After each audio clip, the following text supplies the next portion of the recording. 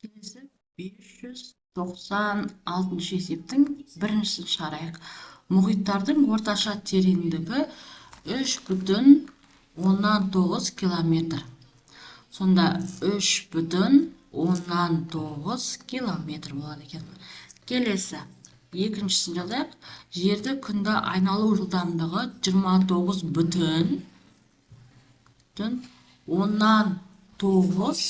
километр секунд. Келесі үшіншісін шығарайық. Бұқтырма су қоймасының толық көлемі 49,62 текше километр. 49,62 километр текше километр болады, куб болады.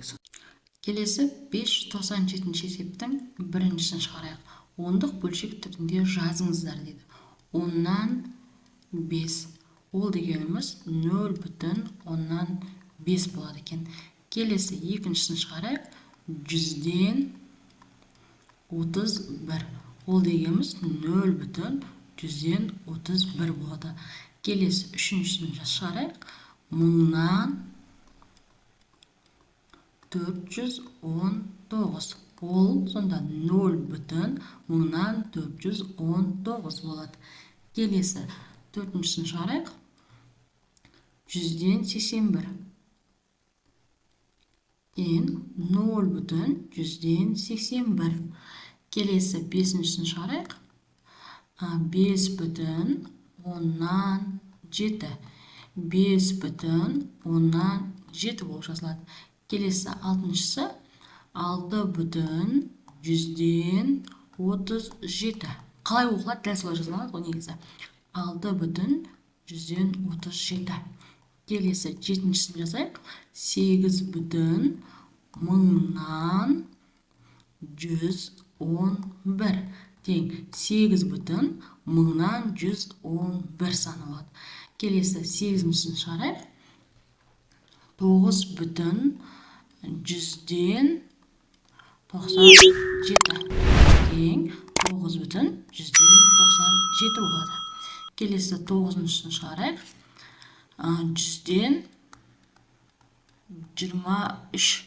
0,123 болады екен. Келесі оныншысы 1000-нан 271. 0,1271 болады екен. Келесі 11-шісін шығарайық. 1000-нан 93 екен. 10,000-нан 93 тең 0,2 жазамыз да 93 санын жазамыз. Сонда 0,10,093 болады. Келесі 12-шісін жазайық. 100,000-нан 619. 100,000-нан 619 тең 0,2 жазамыз түрден кейін 619 болады. Келесі 13-шісін шығарайық. 21,000-нан 614. Ондық бөлшек түрінде жазатын болсақ, 21,000-нан 614 болады. Келесі 14-шісін шығарамыз. 3,000-нан 706 тең 3,000-нан 706 болады. Келесі 15-шісін шығарайық. 13,100-ден 23. 13,100-ден 23 болады. Келесі 16-шысы 9,000. Так, 100,000-нан 8,007 тең 9,008,7 болады. Келесі 598 есеп шығарайық. 9,043,000 1206 санның оң жағына бір орын үтір айырып шыққан санды оқыңдар. Содан кейін үтірді солға бір орынға жылжыта отырып шыққан санды оқып шығыңыздар дейді. Сонда 904 32 0 дейміз да үтір 6 болады. Және келесі санды үтірді жайлап солға қарай жылжытып отырамыз. Енді оқиық. 904 320 бүтін 10-6 болады. Келесі санымыз 2. Үтір қоямыз 0,6 болады. Енді бұл санды оқиық. 90 432 бүтін 100-6 болады. Келесі 3-тен кейін үтір қоямыз 206 болады. Сонда 9043 бүтін 1000-206 болады. Келесі 904 бүтін 10.000-3206 болады. Келесі 90 бүтін 100.000-43 бүтін 43.206 болады. Келесі 9 бүтін болады да, қалған сандар бөлшек сандар болады. Сонда 9 бүтін 1.043.206 болады. Келесі 599 есептің біріншісін шығарайық. 100-ден 7 қосылған 100-ден 11. Бөлшектің бөлімі бірдей, қоса берсек болады. Сонда 100-ден 7 мен 11-дің қосындысы 18-ге тең. Енді оны ондық бөлшектігінде жазатын болсақ, 0 бүтін 100-ден 18 болады. Келесі екіншісін шығарайық. 70 қосылған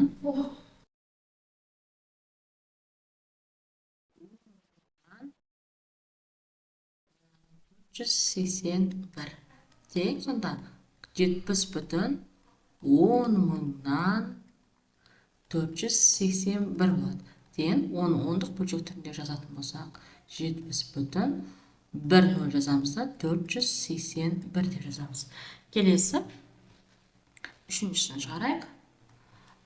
5 қосылған 1000-17 тең. Ол бізде 5 бүтін 1000-17 болады. Оны ондық бөлшектігінде жазатын болсақ, 5 бүтін 0,17 болады. Яғни 1017 болды. Келесі төртіншісін шығарайық. 11 қосылған 1000-17 қосылған 1017 тең. 11-дің өзін жазып қоямын. Бөлшектің бөлімінде 1000-ның өзін жазамыз. 17-ге 17-ні қосатын болсақ 34. Сонда 11 бүтін 0,34 болады. Яғни 1000-34 болады. Келесі есебін шығарайық.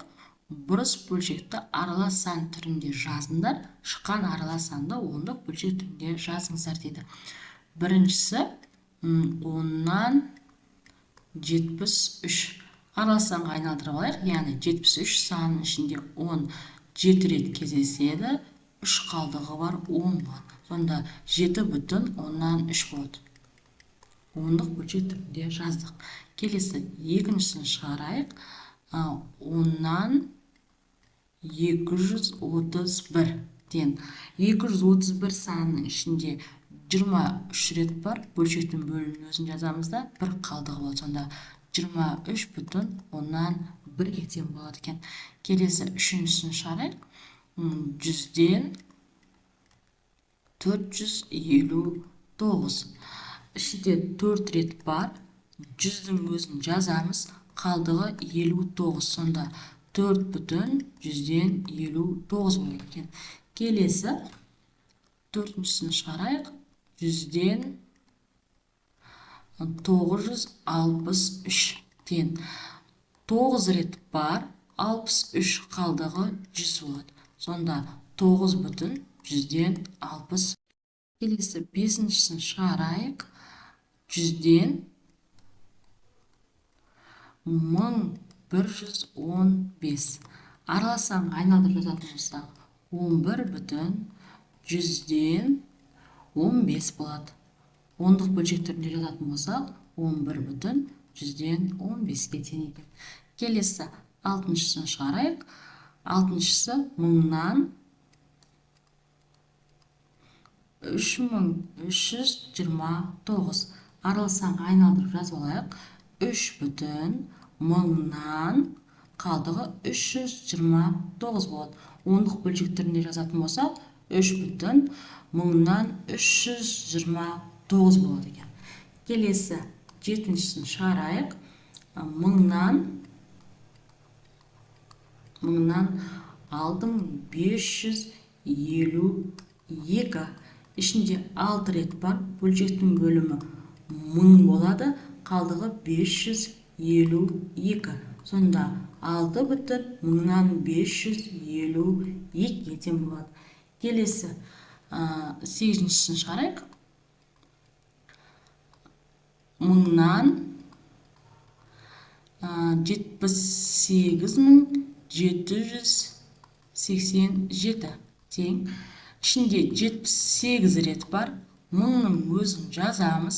Қалдығы 787 тең. Ондық бөлшектерінде жазатын болсақ, 78,787 болады екен. Келесі 9-шысын шығарайық. Бөлшектің бөлімінде 10.000, алымында 50.032. Араласанға айналдырып жазайық. Ішінде 5 рет бар. 10.000 болады бөлшектің бөлімі. Қалдығы 32 болады. Ондық бөлшектерінде жазатын болсақ, 5,1000-нан 32 болады екен. Келесі 10-шысын шығарайық. 10.000-нан алымда 81.193. Араласанға айналдыратын болсақ, 8 бүтін бөлшектің бөлімінде 10.000, алымда 1193 болады. Тең. Ондық бөлшекке айналдыратын болсақ, 8 бүтін 10.000-нан 1193 болады. Келесі 11-шысын шығарайық. Бөлшектің бөлімінде 10.000, алымда 223.399 тең. 22 бүтін, қалдығы 3399 бөлшектің бөлімінде 10.000 болады. Ол дегеніміз сонда 22 бүтін 10.000-нан 3399 болады екен. Келесі 12-шысын шығарайық. Бөлшектің алымында 555.553. Бөлшектің бөлімінде 100.000. Тең. Араласанға айналдырайық. 5 бүтін 100.000-нан 55.553 тең. Ондық бөлшектерінде жазатын болсақ, 5 бүтін 100.000-нан 55.553 болады.